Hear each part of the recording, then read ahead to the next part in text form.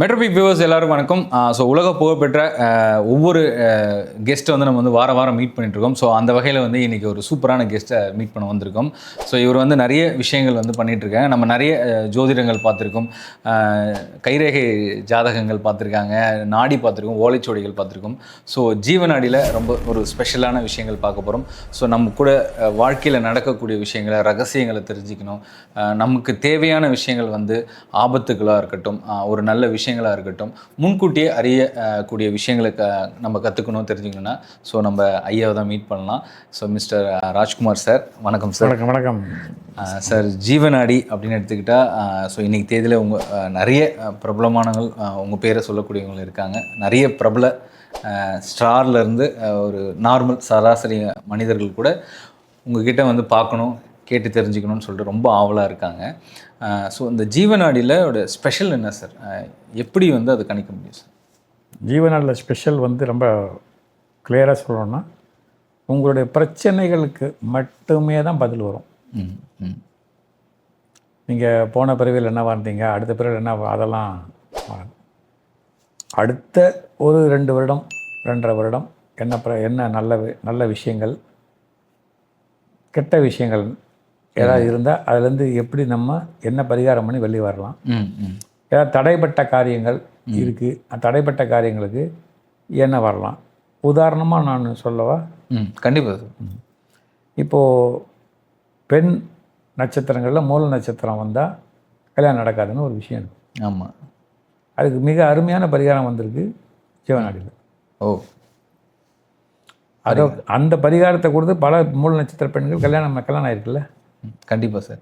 அதே மாதிரி அந்த மாமனாருக்கு ஆகாது, அவர் இறந்துருவார், அதெல்லாம் சும்மா நம்ம கிட்ட பரிகாரம் பார்த்து, ஜீவநாடில் பரிகாரம் பார்த்து பல பேர் கல்யாணம், மாமனார் நல்லாவே இருக்கிறாரு. சூப்பர். அதை சொல்லிட்டீங்களே, பல பேர் கல்யாணம் ஆயிருக்குன்னு சொல்லிட்டீங்க. அதனால் வந்து சில வழக்காக வர ராங் நோஷன்ஸ்னு சொல்லலாம், ராங் சப்ஜெக்ட்ஸ் அதெல்லாம் கரெக்டாக இருக்குங்க. இப்போ உங்களுக்கு பதிவிலே சொல்லிடுறேன். மூல நட்சத்திரன்றது கேதுவோட நட்சத்திரம். ஓகே. கேது யாருக்கூடியவர்? விநாயகர் எங்கே சுயம்பா தோன்றியிருக்காரோ அங்கே போய் நீ வந்து முறைப்படி பண்ணால் கல்யாணம் கண்டிப்பாக நடந்தே தீரும். சூப்பர். நம்ம ஊரில் தான் மூல நட்சத்திரத்தை பற்றி நீங்கள் இவ்வளோ பேசுகிறீங்க. அப்போ வெள்ளைக்காரன் ஊரில் மூல நட்சத்திரம் இல்லையா? என்ன பேசுகிறீங்க? கண்டிப்பாக இருக்கேன். என்ன அது என்ன மாமனாருக்கு ஆகாது? அதெல்லாம் ஒன்றும் கிடையாது. மூல நட்சத்திரன்றது மிக சிறந்த, ஆண் மூலம் அரசாலும் பெண் மூலம் நிர்மூலன்றது தப்பு. அது வந்து ஒரு பொறாமையின் அடிப்படையில் கூறப்பட்ட பழமொழி தான். ஓகே. இப்போ ஜீவநாடியில் வந்து பல விஷயங்களுக்கு ரொம்ப தெளிவாக வந்துடும் சார். அதே மாதிரி வந்து இப்போ நாடியில் பார்த்து இந்த மாதிரி காலதர்ப்ப தோஷம் இருக்குது, அப்புறம் செவ்வாய் தோஷம் இருக்குது. இவங்கெல்லாம் கல்யாணம் ஆகாது, ஒன்று லேட்டாக ஆகும், இல்லைனா வந்து இந்த மாதிரி கொஞ்சம் ஏதாவது மிஸ்மேட்ச் ஆகிறதுக்கு, இல்லை கல்யாணம் ஆகாமல் போயிடும். இந்த மாதிரி ஒரு பயமும் அச்சம் இருக்குல்ல சார், அதெல்லாம் வந்து ஜீவநாடில் தெரிஞ்சுக்கிட்டு அதுக்கான பரிகாரம்லாம் எடுக்க முடியுமா சார்? நிறைய இருக்குது. காலசர்ப தோஷம், அப்புறம் வந்து செவ்வாய் தோஷம், இதெல்லாம் வந்து அகத்தியர்கிட்ட நம்ம ஜீவநாடி படிக்கும் போதெல்லாம் ரொம்ப சிம்பிளாக இது பண்ணிருப்பாரு. ரொம்ப சிம்பிள். வீட்டில் இருக்கக்கூடிய சின்ன நம்ம அஞ்சரைப்பட்டியில் இருக்கக்கூடிய விஷயங்களை வச்சு முடிச்சிடலாம். சூப்பர். அதெல்லாம் ஒன்றும் இந்துவில் வந்து இந்து மதத்தில் வந்து பெரிய விஷயமே என்னென்னு கேட்டிங்கன்னா, பெரிய விஷயமே எளிய முறை பரிகாரங்கள் தான். பரிகாரங்களை காம்ப்ளிகேட் பண்ணது வியாபார தந்திரம். ஓகே. பரிகாரங்களை எளிய முறையாக பண்ணது அகத்தியர், சப்தரிஷிகள், இந்த 18 ரிஷிய சித்தர்கள் பண்ணியிருக்காங்க. ஒன்றும் பிரச்சனை இல்லை. ரொம்ப சிம்பிளாக சொல்கிறேன் சரவணன். ஒரு நல்ல பவர்ஃபுல்லான ஜீவசமாதி, அந்த ஜீவசமாதி நித்திய பூஜை நடக்கணும், உண்மையான ஜீவசமாதியாக இருக்கணும். அங்கே தான் அந்த அந்த சித்தர் ஜீவமாயிருக்கும். அங்கே தொடர்ந்து போனாலே உங்களுக்கு எந்த பிரச்சனையும் வராது. நீங்கள் வந்து சமஸ்கிருதத்தை மந்திரத்தை சொல்லணும்னு அதெல்லாம் நம்ம பாம்பன் சாமிகள் எழுதி வச்ச அத்தனை மந்திரங்களும், அபிராமி அந்தாதியில் இருக்கிற அத்தனை விஷயங்களும் என்ன எதுவுமே உங்களுக்காக முடியலன்னு வச்சுங்களேன், அதிர்ச்சி ஆகிடாதீங்க. திருக்குறளே படிங்க. திருக்குறளே போதும். ஆமாம், அதுவே உங்கள் மனசை செம்மையாக்கி. என்ன இதை விட என்ன பொருள் வேணும் உங்களுக்கு? என்னன்றி கொன்றாருக்கும் உய்வுண்டாம், உய்வில்லை செய் நின்றி கொன்ற மகர்க்குன்றார் திருவள்ளுவர். எப்படி முடிக்கிறார் பாருங்க, செய் நின்றி கொன்ற மகருக்கு. டேய் மனுஷன் தாண்டா செய் நின்றி கொள்வான். ஓகே, இந்த ஒரு விதை ஃபாலோ பண்ணால தெய்வம் உங்ககிட்ட வந்துடும். அதை கடைபிடிக்க முடியலனாலும் திருக்குறளை படித்து நீங்கள் இது பண்ணிக்கலாமா? நிறைய அர்த்தங்கள், பொருள், நிறைய விஷயங்கள் இருக்குது அதில். சரி, இப்போ இந்த ஜீவநாடி இப்போ அப்படின்னும் போது நீங்கள் ஸ்பெஷலாக இருக்கீங்க. இது வந்து உங்களுக்கு எப்போ கிடைச்சது? ஸோ நம்ம மெட்ரோபிப் நேயர்களும் மெட்ரோபிப் பக்தி நேயர்களுக்கு வந்து ஏன்னா முதல் அனுபவம் இது வந்து எப்படின்னு கேட்டிங்கன்னா, எந்த ஒரு சித்தரோட ஆசையும் சொல்லிட்டு வர்றது கிடையாது. ஓகே, அதான் என்னுடைய மேஜிக்கு. இயற்கையாகவே கோயிலுக்கு போவோம், இயற்கையாகவே நம்ம சித்தர்களை பார்க்க போவோம், இயற்கையாகவே எந்த எதிர்பார்ப்பும் இல்லாத அவங்களுக்கு உதவிகள் செய்வோம். நிச்சயமாக எந்த எதிர்பார்ப்பும் இல்லாத அவங்களோட உட்காந்துருப்போம். இப்படியே போகும்போது தான் எனக்கு ஞானதேசிகர் அப்படின்னு ஒரு சித்தர் அறிமுகமானார். அவர் அஷ்டமா சித்தி தெரிஞ்சவர், மருந்தில் அவர் மிகப்பெரிய ஒரு இது பெரிய. அவர் வந்து அவர் என்ன ரொம்ப லைக் பண்ணுவார், நான் அவர் ரொம்ப லைக் பண்ணுவேன். அவர் பல விஷயங்கள் சொல்லி கொடுத்ததில் இது ஒரு முக்கியமான விஷயம். ஸோ அது மூலயமா எப்படி அவர் என்ன பண்ணார்னா, எப்படி ஒரு நாடியை படிக்கக்கூடாது, எப்படி ஒரு ஜாதகத்தை பார்க்கக்கூடாது சொல்லி கொடுத்தார். மிஸ்டேக்ஸை வந்து எப்படி ஹேண்டில் பண்ணுறது, அது எப்படி பார்க்கக்கூடாதுன்னு சொல்லிட்டாலே எப்படி பார்க்கணுன்றது நம்மளுக்கு தெரிஞ்சிடும்ல. அப்புறம் இந்த காலத்துக்கு அப்புறம் நீ ப்ராக்டிஸ் பண்ணு. ஏதோ என்னால் இயன்ற வரைக்கும் நம்ம பண்ணுறோம். சக்ஸஸ் ரேட் வந்து நான் சொல்லுவேன், சக்ஸஸ் ரேட்டை நம்ம வந்து ஞானதேசிகருக்கு தான் அதை அர்ப்பணிக்கணும். அதை சக்ஸஸ் ரேட்டை அர்ப்பணிக்கும் போது 98% சக்ஸஸ் ஆகிடும். ஓகே, இப்போ முதல்ல நீங்கள் ஜீவநாடி படிக்கும்போது உங்களுக்கு அந்த இப்போ எழுத்து வடிவங்கள்லாம் வருது அப்படின்னு சொல்லும்போது உங்களுக்கு எப்படி இருந்தது சார் அந்த அனுபவம்?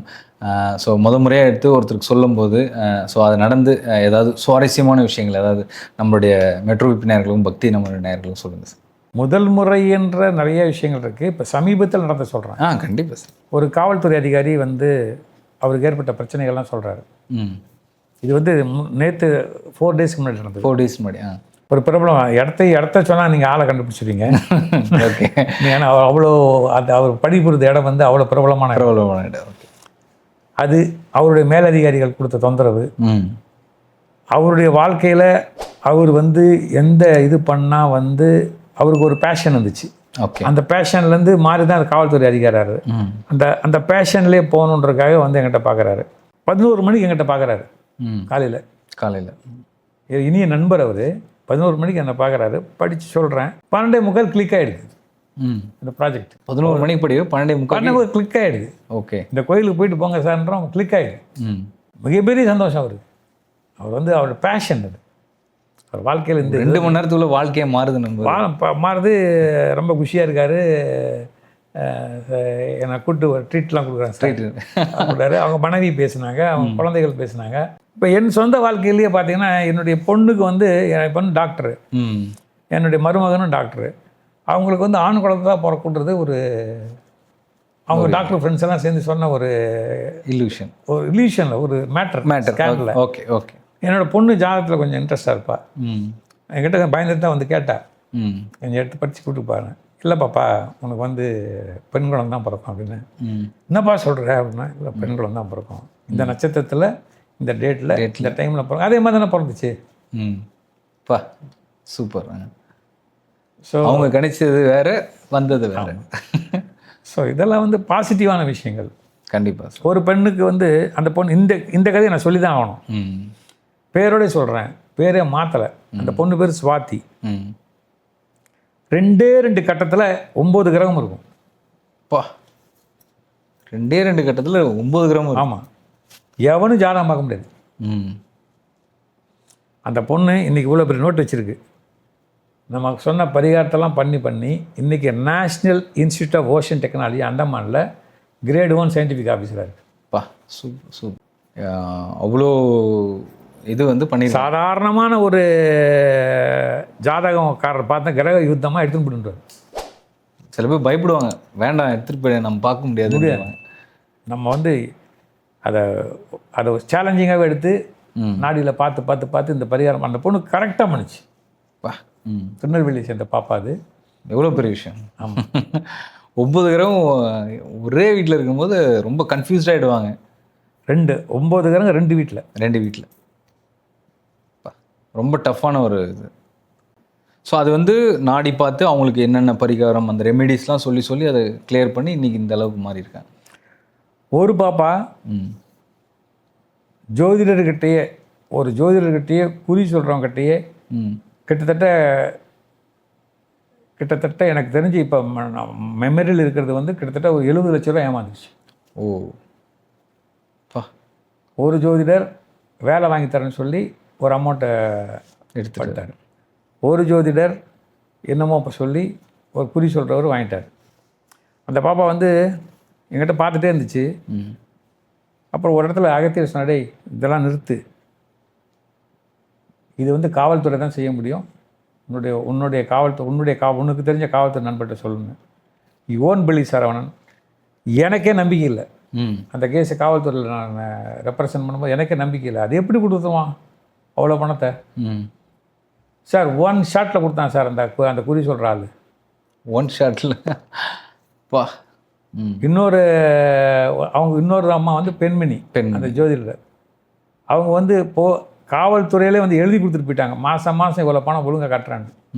இப்போது இந்த பொண்ணு பண்ண பரிகாரம் வேலை செஞ்சுதா? கண்டிப்பாக. ஒரு சாதாரண மிக மிக மிக மிக சாதாரண குடும்பத்தில் பிறந்த பெண்மணி கடன் வாங்கி தான் கொடுத்தாங்க. ஸோ தனக்கு வேலை கிடைக்கணும் அப்படின்றதுக்காக அதெல்லாம். இதை மாதிரி ஏமாத்தினவங்களையும் அகத்தியர் வந்து அடையாளம் கண்டுறது இல்லை, அகத்தியர் வழி சொல்லி இது பண்ணி கொடுக்குறாரு. பண்ணி கொடுத்து இப்படி போனால் அந்த ரூட் காஸ்ட்டில் அதை கிளியர் பண்ண முடியுது. உங்களோட பணம் வந்து ஒரு 50 லட்சம் இப்போ நான் ஏமாற்றிட்டேன் அப்படின்னா அகத்தியர் இந்த பண்ணுடா கிடச்சிச்சின்னா எவ்வளோ சந்தோஷப்படுது. கண்டிப்பாக. அதோட பெரிய மகிழ்ச்சி என்ன இருக்குது சார்? அந்த பணம் மட்டும் கிடைக்கல அப்படின்னா கண்டிப்பாக அந்த பொண்ணு தற்கொலை பண்ணிடும். ஒரு உயிரை காப்பாற்றிருக்கும். எவ்வளோ பெரிய விஷயம். அதெல்லாம் அகத்தியரோட ஜீவநாட்டில் மிகப்பெரிய விஷயம். கண்டிப்பாக சார். ஏன்னா இன்றைக்கி தேதியில் வந்து பார்த்திங்கன்னா நிறைய இந்த மொபைல் ஃபினான்ஸு இந்த மாதிரி நிறைய போயிட்டு சார் ஆன்லைன் கேமிங். ஜோதிட அன்பர்களுக்கு நான் சொல்கிறது என்னென்னா, ஜோசியம் பாருங்கள், காசை வாங்கிடுங்க. மற்ற விஷயத்துக்கெல்லாம் நீங்கள் வந்து உங்களை நம்பி வர்றவங்கள வந்து ஏமாற்றுங்க. ஏன்னா இப்போ நிறைய ஆன்லைனில் சும்மா கடவான மன உளைச்சலாகி ஏதாவது பண்ணிக்கிறாங்க, தன்னை மாற்றிக் கொள்கிறாங்க. இப்போ நீங்கள் என்கிட்ட வந்து ஒரு ஜோதிடம் கேட்குறீங்கன்னா நம்பிக்கையாக கேட்குறீங்க. இது அதுக்கு என்னவோ அந்த டோசேஜ் மட்டும். நான் ஒரு பிரபல நடிகர் ஆகணும், நான் ஒரு பிரபல டைரக்டர் ஆகணும், இதை பண்ணு தம்பி அப்படின்னு அதோட விட்டுறணும். எங்கிட்ட ஒரு ஃபைனான்ஸ் இருக்கிறாரு, நீ கொஞ்சம் ஃபைனான்ஸ் போடு, நீ பண்ணுன்னு நீயே கடனில் வந்துருப்ப. கண்டிப்பாக கண்டிப்பாக. நம்ம 2 பேரும் அப்புறம் பார்த்துக்கவே முடியாத அளவுக்கு ஆகிடுது. கண்டிப்பாக. ஸோ என்ன தேவையோ அதை மட்டும் பண்ணால் போதும். சரி, இப்போ ஜீவநாடி எடுத்துகிட்டா அகத்தியரோட ஒரு மெயின் மேஜர் ரோல் சார். இப்போ அவரை வணங்கணும், ஸோ அவரை இது பண்ணிவிட்டு நமஸ்காரம் பண்ணி ஒரு விஷயங்கள் பண்ணணும்னா என்ன மாதிரி பண்ணலாம் சார்? இது ஒரு நல்ல மிகச்சிறந்த ஒரு விஷயம். அகத்தியர் நிறையா கோயில் பண்ணியிருக்காரு. அவரே பிரதிஷ்டை பண்ண கோயில் இருக்குது. 2 கோயில் சொல்கிறேன். 2 கோயில் எனக்கு ரொம்ப பிடிச்ச கோயில். நம்ம உரகடம் பக்கத்தில் குளத்தூரில் துளசீஸ்வரர் கோயில் இருக்குது. ஓகே, துளசீஸ்வரர். துளசீஸ்வரர் கோயிலில் மட்டும்தான் சிவன் துளசி ஏற்றுப்பார். சிவனும் விஷ்ணு ஒன்றாவே பிரதிஷ்டப்பட்டார். ஓகே, அங்கே போகலாம். இப்போ ஐஸ்வர்யத்துக்கு. அப்புறம் வந்து பஞ்செட்டி. பஞ்சு என்றால் 5, எட்டி என்றால் யாகம். 5 யாகங்கள் பண்ண இடம். கடலை ஃபுல்லாக குடிச்சிட்டார் கோவத்தில். குடிச்சிட்டு அப்புறம் சிவபெருமான் சொன்னது பணம் திரும்பிட்டார். அதில் கொஞ்சம் திப்புண்டில் மிச்சம் இருந்தது இந்த குளம். அங்கேயும் வந்து அம்பாள் வந்து இடது காலை முன்னாடி வச்சுருப்பாங்க. அந்த இடது கால முன்னாடி ஒரு யந்திரம் இருக்குது. அந்த யந்திரம் வந்து ரொம்ப ஃபேமஸ், ரொம்ப முக்கியமான யந்திரம். ஓகே, தொட்டதெல்லாம் வெற்றி கொடுக்கும் யந்திரம் தான்.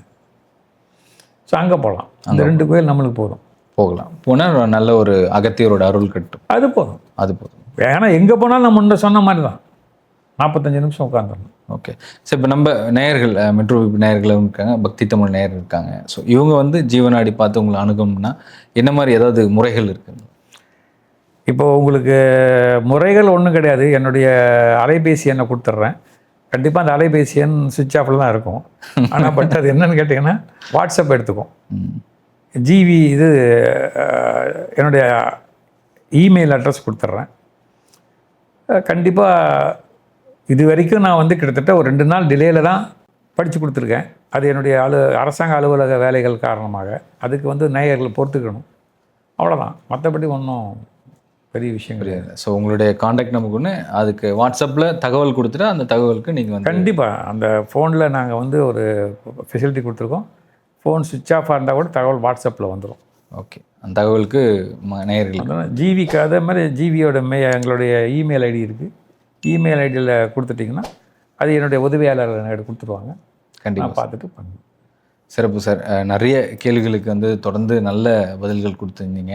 ஸோ அடுத்த தருணத்தில் ரொம்ப சிறப்பான கேள்விகளோட, நிறைய ஆன்மீகம் சம்மந்தமான, நிறைய தலங்கள் சம்மந்தமான கேள்விகளோடு வந்து சந்திக்கலாம் சார்.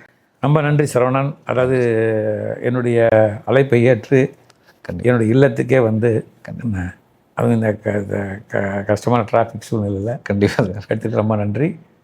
தொடர்ந்து நம்ம பயணிப்போம். நன்றி சார். வணக்கம்.